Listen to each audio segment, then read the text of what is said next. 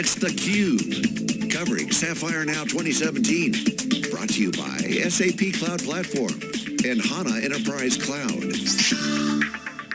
Hey, welcome. This is theCUBE. I'm John Furrier. Special Sapphire Now 2017 coverage here in theCUBE coverage. I'm John Furrier, and I'm with Frank Palumbo, who's Cisco on my left, Margaret Anderson with SAP, and Gary Gopper with CenturyLink. Some significant news announcing in conjunction with Sapphire is the relationship between you guys around a significant cloud and cloud computing deal. Margaret, congratulations. This is significant because customers want more flexibility. They want to have the kind of cloud native. They want to have the flexibility of the data center. Frank, talk about the deal from a Cisco perspective and the relationship to the context of this deal. Well, John, we're super excited to be part of it, and especially with CenturyLink and a vendor like SAP. And really, our role in it is to help our customers, run on-prem, run in the cloud, and really, our infrastructure products need to provide the simplicity, the performance, and the security for them to do that. Margaret, the deal. Talk about the deal specifics. What does the deal entail? Well, it's a kind of a unique deal because, CenturyLink was already one of our partners for the HANA Enterprise Cloud business. And then when the Cisco team came along and said, you know what, if we put our gear into the CenturyLink data centers and power the SAP HANA Enterprise Cloud, that would be a tremendous win for everybody. And so we're very excited about that. Gary, I find this deal interesting because you have the engine of the SAP, you have the network and all the benefits that Cisco brings to the table, but you're dealing with the implementation and the managed service to customers. What's the important takeaway from this announcement? Yeah. So to me, I think if you take a step back, right, as I was sitting down with some of the top SAP execs and Chuck from Cisco and our CEO Glenn Post, we were talking about, okay, how do we leverage our joint assets together? How do we create more value for our customers? And if you look at today, every customer, the number one priority is digital transformation. The cloud obviously is part of that equation, right?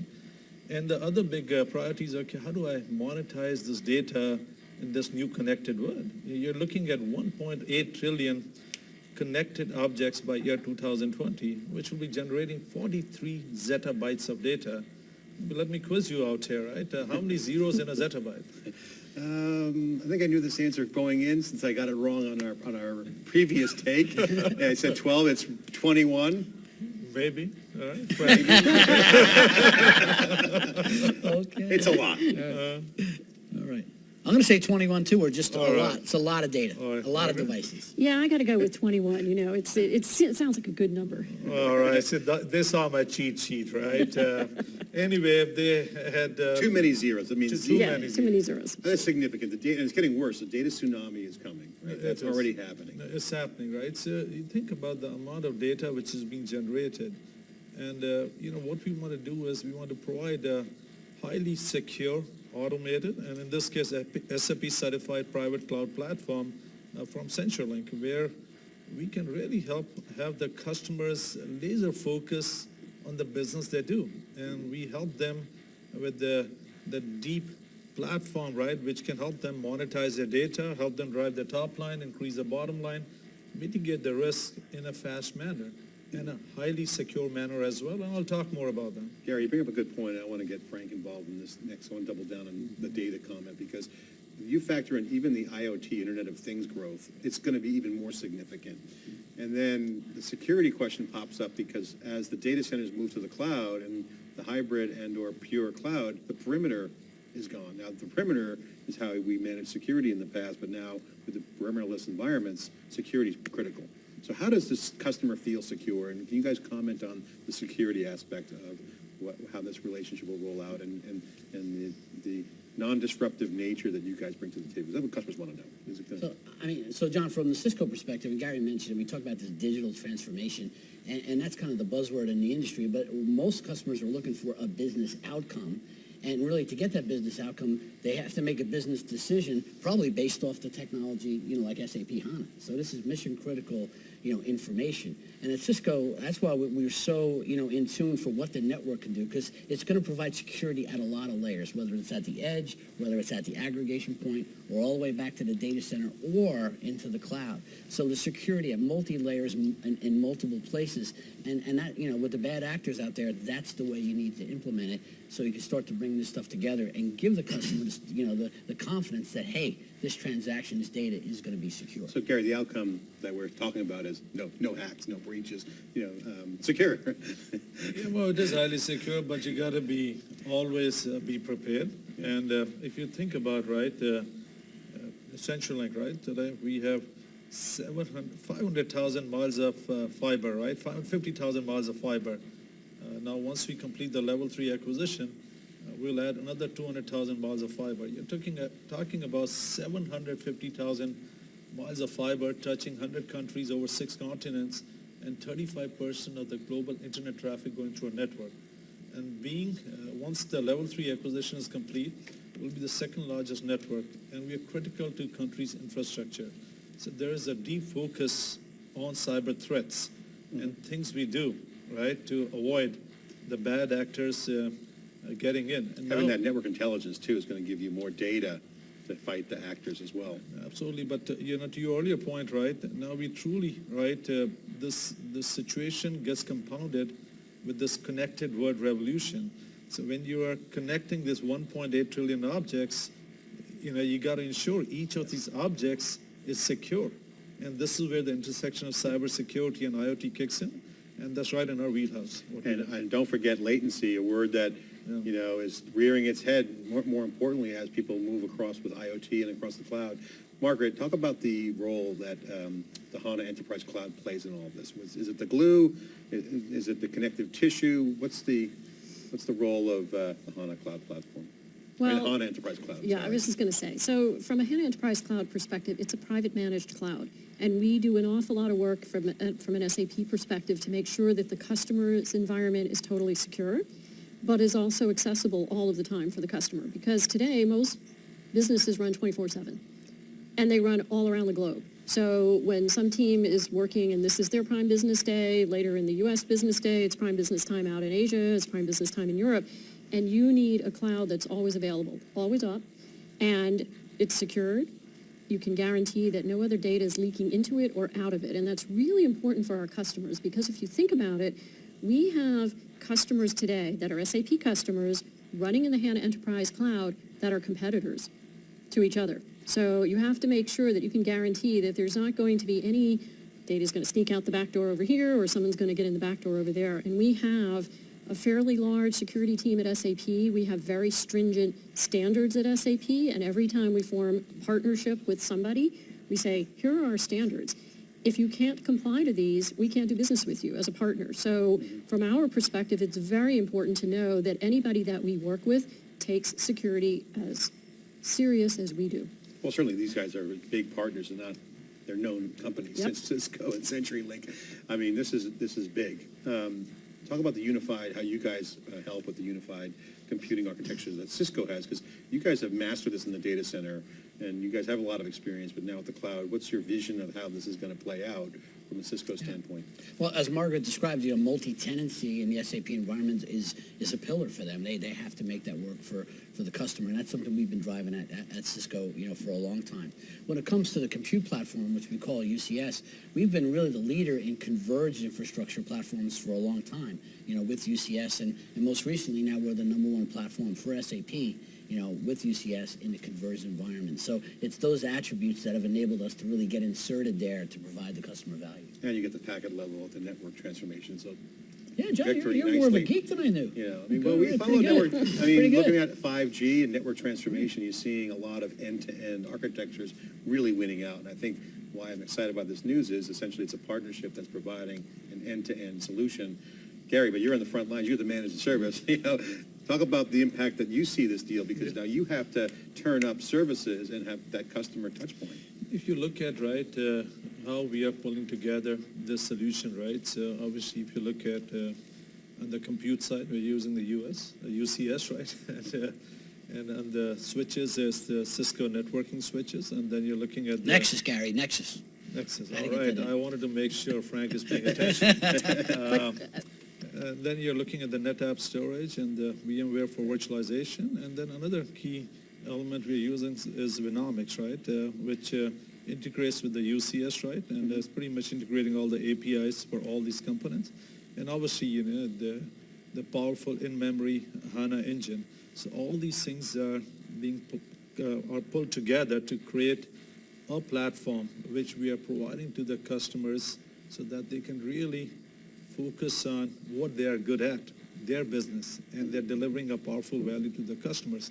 And what it does is, with the UCS and the Vnomics and some of the other elements, right, we can onboard customers within days, right? What used to take us 32, 33 days, now we can do that within 9 to 11 days, so, which is a big plus when, you know, a customer approaches It's a huge SAP. shift in the business Yeah. model. First of Yeah. all, the client delivery on your end, managed service, is significant. There's a lot of automation involved. In fact, I was talking to a venture capitalist recently here in Silicon Valley, and we're talking about network transformation, digital transformation, and they invest in infrastructure. He goes, oh no, that's not a lot of new companies coming out with an infrastructure, making hardware because of the cloud. He says plumbers are turning into machinists. Yeah. Kind of indicating that a lot of automation is happening at the lower end of the stack, and the action is happening higher up in the stack. To your point, things are happening faster in terms of level of services. Absolutely, and I think other thing which we also bring to the table is the deep SAP expertise, right? If you look at some of the mission-critical applications, whether it's S4HANA, Suite on HANA, the ECC, or the entire BI Suite, Enterprise Portal, and the list goes on, right?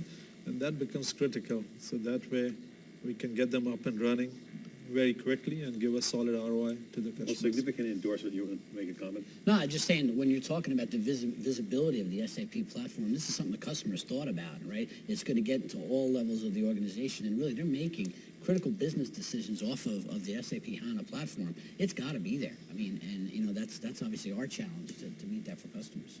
Margaret, HANA Enterprise Cloud is the engine, okay? And you guys are providing a significant component. How do you see this collaboration playing out for customers? What should they expect from the collaboration with Cisco and CenturyLink?